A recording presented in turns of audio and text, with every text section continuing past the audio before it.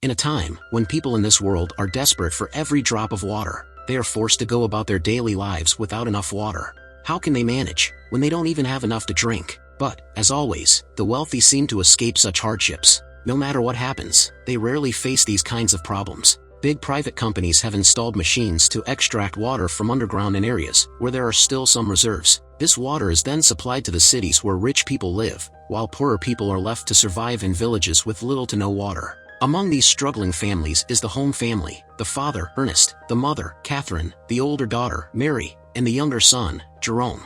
The family faces great difficulty surviving in the village. Ernest once had a large plot of land where his father farmed, but due to the lack of water, Ernest is now unable to continue farming.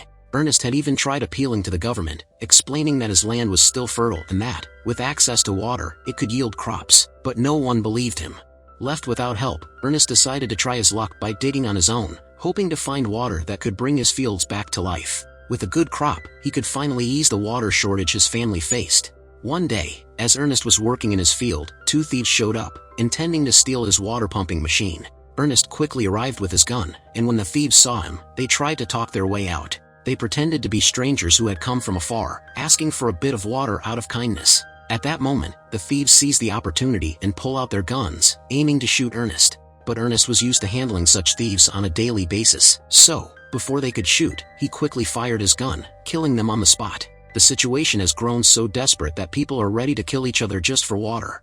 Ernest goes to check his machine, but the poor guy realizes that the little water that used to come out from here has also ended, which means that now he will have to dig a pit at another place and install a machine so that the water can be taken out from there. Therefore, Ernest takes Jerome and heads over to meet the watermen. Actually, the watermen are a group who work for a private company, setting up large machines to pump water from deep underground. This water is then directed to the cities, where it meets the demands of the wealthy, leaving the villages even drier. In a similar way, Ernest works to deliver supplies like food and liquor to the watermen. He loads everything onto his donkey and brings it from the city to them. One of these watermen is a man named Max, whom Ernest knows a little. Ernest speaks to Max, saying, "Look, you've started setting up a large machine here. My farm isn't far from here, and it used to get water, but ever since you installed that machine, even the little water my farm received has stopped flowing. Can't you move your setup somewhere else?" Max replies, "That's not my responsibility. If you want to discuss this, you'll have to speak to my boss." Ernest knows the boss won't listen to him, so he simply nods and heads home with his son. But when someone's luck is down, misfortune seems to pile on. On their way back, his donkey's foot strikes a stone, causing it to fall and break a leg. Already worn down with thirst, the poor animal is now in terrible pain. With no other choice, Ernest is forced to end the donkey's suffering. What else could the poor man do? After this, Ernest goes to an auction house where old robots are repaired and sold. He's hoping to buy one of these robots to help with delivery work in the future. At the auction, a man named Flem also bids on the same robot, but in the end, Ernest wins. Both Ernest and Jerome are thrilled, feeling that at least they've managed to get something useful. After this, Ernest and Jerome go to the hospital where Catherine is staying. Some time ago, Catherine was in an accident that left her unable to walk, so the hospital has her connected to a special support system of wires that help her move. Ernest doesn't have enough money to afford a wire system to bring her home, so he and the rest of the family visit Catherine at the hospital instead. Outside the hospital, Ernest meets a man named Robbie. Robbie is a close friend of Ernest and has always been loyal to him. With no home of his own and struggling with some mental challenges, Robbie is in a difficult situation. Even though Ernest barely has enough water for himself, he generously shares what little he has with Robbie and his family. Despite his own hardships, he has a very good heart. As soon as Ernest gets home, Fel arrives and tells him he wants the robot for an important task. Ernest knows Flem's reputation as a swindler and suspects he won't return it, so he firmly refuses. What complicates things further is that Flem and Ernest's daughter, Mary, are romantically involved. Ernest has warned Mary multiple times to stay away from Flem, telling her that he's not a good person. But Mary refuses to listen. In fact, she's even started hating her father because of Flem. Friends, what do you think? Can parents be wrong in situations like this? Do bad things happen to children who ignore their parents' advice? Well, let's see what happens next. In the next scene, Ernest is digging another hole, hoping that maybe water will be found there. But due to the large machines and their pipes, the entire surrounding area has dried up, and once again, Ernest is met with disappointment. As he digs, Ernest talks to Jerome. He tells him, "When I went to the city, I saw a girl with short hair. She was very beautiful." Then he adds, "You're growing up now. If you want, I can try to talk to her for you." He sighs and continues, I don't know how much longer we'll be able to survive like this, but whatever time we have left, we should make the most of it. Father and son share this moment, talking and spending time together, finding comfort in each other's company amidst the harsh reality of their lives. When Ernest arrives home, Mary immediately tells him, "Dad, I need money. I'm going with Flem. I can't stand being here anymore." Ernest, frustrated and hurt, replies, "I'm the one who's suffocating. I've raised you, given you everything I could, and this is how you speak to me?" Mary responds defiantly, "We're not living here, Dad. We're just surviving, and I don't want to live like this anymore."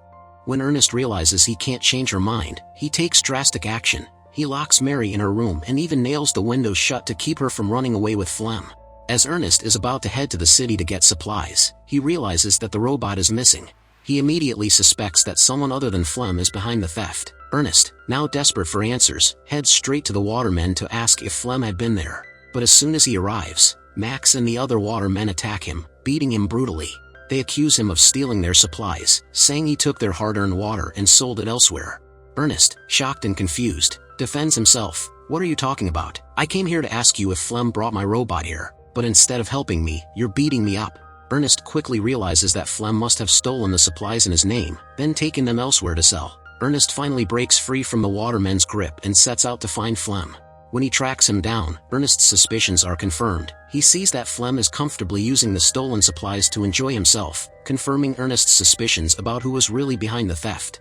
Ernest, desperate to expose Flem for stealing the supplies, holds him at gunpoint and starts dragging him toward the watermen, determined to make him confess. But as they walk, exhaustion takes its toll. Ernest is exhausted, and his water has run out. Seeing his vulnerability, Flem tries to manipulate Ernest by suggesting, "I've got some liquor left from the supplies. If you agree, we can split it and drink together. If we don't, we'll both die from thirst." What will the watermen do? At most, they'll kill me, but at least we'll have something to drink. Ernest, desperate and weak, agrees. But as soon as Ernest frees Flem from the ropes, he attacks him. Ernest, already drained from exhaustion, is beaten severely and bleeds heavily. Afterward, Flem forcefully pours the rest of the liquor into Ernest's mouth, intending to frame him. He plans to make it look like Ernest had stolen the supplies and drank the liquor, so when the watermen find him, they'll believe Ernest is the thief. To make matters worse, he ties Ernest up with the robot, staging it so that when the watermen find him, they'll think the robot went out of control and killed Ernest. In the end, Ernest is left to die, and everyone believes the robot was responsible for his death. This tragic story leaves us with a question: why do bad things happen to good people? Why is it that the kind and innocent are so often the ones to suffer? In the next scene, Jerome is sitting in deep sorrow after losing his father. Filled with anger and grief, he takes it out on the robot, believing that it was the robot that killed his father. He has accepted this false reality, but we, as the audience, know the truth. Then, Flem shows up and says to Jerome, "What's the point of destroying the robot? It could still be useful to us in the future. Don't break it, and don't worry. I'm here for you. I'm your family now. I'll take care of you. You don't need to worry about anything." Here we see the murderer trying to play the part of a savior, offering Jerome false comfort and pretending to be the protector. In the next scene, Flem approaches Max, asking him for a water pipeline to help him reach Ernest's land so he can start farming. Max, annoyed, responds, "Am I your servant? Will you expect me to do whatever you say?" But Flem isn't backing down. He responds coolly, "My friend, you will agree, because you have no choice." Flem then reveals a knife and says, "Do you remember this knife? That day when the supplies were stolen, Ernest took this knife from you when he attacked you. I found it near his body, with your name engraved on it. Everyone knows there was a fight between you and Ernest the night before he died." Flem's voice turns more threatening as he continues, "So, I've been thinking, I'll tell everyone that you didn't kill Ernest during the fight, but the next day, when you had the chance, you did. And you blamed it on the robot." Flem, using the threat of revealing Max's involvement, manipulates him into agreeing to help with the water pipeline, setting the stage for further deceit. Max, now terrified after Flem's threat, reluctantly agrees to his demands, and secretly arranges for a water pipeline to be installed at Ernest's land, keeping it hidden from the company. As a result, the land starts receiving water again. Everyone is overjoyed, knowing that farming can resume. With daily hard work and determination, crops begin to grow throughout the fields, and Jerome, along with the rest of the family, celebrates this success. Meanwhile, Flem and Mary, who have been in a secret relationship, are preparing for marriage. Mary is pregnant, and despite the circumstances, Flem is overjoyed about the future. Yet, deep inside, he can't shake the feeling of guilt. He knows that all of this, the farm, the marriage, the life he is now building, was once Ernest's. Had Ernest been alive, he never would have had a chance with Mary, nor would he have been able to steal the farm from him. But Flem is far from satisfied with his gains. His ambition and greed continue to drive him, and even though he's taken everything from Ernest, he won't stop there. The weight of his sins grows heavier with each step, and the consequences of his actions loom larger. The story isn't over yet, and as Flem's guilt continues to eat away at him, the question remains, how far will he go to secure the life he's stolen? In the next scene, a group of bank employees arrive to deliver some devastating news to Flem. They inform him that the land he's been farming, which once belonged to Ernest, is no longer his. The crops he has just harvested, along with the land, now belong to the bank. This is because Ernest had died without settling his debts, and the bank has rightful ownership over both the land and the crops. Flem protests, vehemently denying it. He argues, "No, this can't happen. You should have told me earlier, before the crops grew. If I had known, I could have looked for another piece of land." But the bank employees remain firm in their decision, telling him the bank won't change its decision. If the money isn't paid within a week, this land will be confiscated. With that, they leave the place. Flem is left feeling defeated, angry, and frustrated. He curses himself, "Ernest made a fool of me, and leaves me in this mess. Now, how am I supposed to arrange the money?" It's like the old saying, a thief blaming the police for his troubles. Flem, the one who took everything from others, is now faced with the consequences of his own actions. In the next scene, Flem approaches Jerome and tells him that he's going to sell the robot to pay off the bank loan. But we all know that Flem isn't an honest man, has something much worse in his mind. Instead of just selling the robot, he tricks Robbie, that man who is very close to Ernest. Flem persuades Robbie to come with him, promising to arrange water and help him out. Trusting him, Robbie, along with his child, follows Flem. But friends, as I've told you, Flem's pot of sins is never full. He betrays Robbie, selling his child under the guise of helping him, from whom he will give the money to the bankers. But when Robbie finds out about this, he starts arguing with Flem. But by the time Robbie reaches the place where the child has been sold, there's no way to reverse the deal. However, there's no rule to argue where Flem had sold the child. So, those thugs shoot and kill Robbie. At the same time, they try to shoot Flem too, because they believe that Flem had sold the child with Robbie's permission. But somehow, Flem manages to escape with his life. He leaves the robot behind, because he still needs to tell Jerome that he didn't sell the child for money, but rather sold the robot instead. Friends, can you imagine such a man? A ruthless, deceitful villain who destroys others' lives for his own gain. This is why Ernest was so determined to keep his daughter away from Flem, because he knew exactly what kind of man Flem is. In the next scene, after Flem pays the bank loan, the land officially belongs to him again. However, something unexpected happens. The robot, still functioning after being hit during the shooting of Flem and Robbie, starts to move toward its original owner. The bullets had triggered the robot's default setting, causing it begins heading back to its original owner, Kelvin, who lives in the city. When Kelvin sees the robot, he is completely shocked. He didn't expect to see it again. Upon closer inspection, he notices Ernest's name written on the robot. Realizing that the robot once belonged to Ernest, Kelvin tries to contact him through the radio, hoping to reach him and return the robot to its rightful owner. Jerome is completely surprised when he hears the radio broadcast. Flem had told him that he had sold the robot, but now, Calvin is claiming that he has the robot. Jerome is confused and curious about what's happening. He decides that if Calvin is willing to return the robot, then this is a golden opportunity. In the next scene, Jerome encounters Robbie's wife, who is devastated after waiting for Robbie and their child to return. She holds a doll, a sad symbol of her hope that her family will come back to her. It's heartbreaking, seeing the pain she's enduring. Witnessing this, Jerome realizes that Flem is hiding something, and he begins to piece together the truth about what has happened. Determined to find out more, Jerome heads toward the city. However, since he's under 18, the guards at the city border refuse to let him pass. Just as he's about to give up, a girl named Anna appears. She tells Jerome that she can help him get into the city for a small fee. As soon as Jerome hands Anna the money, he is absolutely stunned because she looks exactly like the girl his dad had once described to him, the one with short hair who had caught his father's attention. You may remember that Ernest had told Jerome about this girl during one of their conversations, encouraging him to talk to her and take a chance on life. Curious, Jerome asks Anna if she knows Ernest, but she denies ever hearing of him. Jerome, still unsure, decides not to press further, as he doesn't want to reveal too much about his search. After this brief exchange, Anna helps Jerome by hiding him in a luggage train bound for the city. With her assistance, Jerome manages to sneak into the city. After Jerome arrives in the city, he meets with Calvin, who returns the robot to him. Calvin has repaired the robot, fixing the damage from the bullets that hit it and resetting its settings. As Jerome examines the robot more closely, he notices something unusual. A camera has been installed in the robot. The camera had captured moments through a laser beam. The footage isn't perfectly clear, but it's enough for Jerome to see significant moments when he spent with Ernest, recorded by the robot.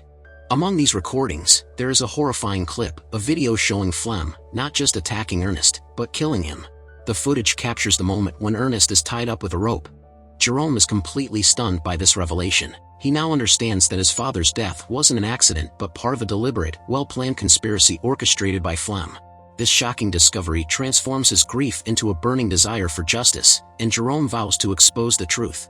Jerome returns home with the robot, keeping the devastating truth about his father's death to himself for now. He knows that revealing the truth to Mary would be too much for her to bear, especially since she is pregnant. He decides to keep quiet for the time being, but he is determined to make sure that Flem is held accountable for his crimes. That's why Jerome makes a plan for Flem. He mentions to Flem that he heard on the radio that Robbie is calling him. Flem is confused and concerned, wondering why Robbie would be calling him, especially since he knows that Robbie is dead. Jerome tries to cover up his tracks, suggesting that maybe there's another Robbie calling him. Realizing that his original plan might not work, Jerome writes a letter that looks like it's from Robbie, asking Flem to meet him at the same place where Ernest died. Jerome hopes that by doing this, Flem will be lured to the location where he can be exposed for his crimes, and the truth will finally come to light. Seeing the letter, Flem realizes something is wrong and feels he needs to check it out. He heads to the same spot where he had killed Ernest. As he moves forward, he doesn't notice the pit in the ground and accidentally falls into it, which causes his leg to break.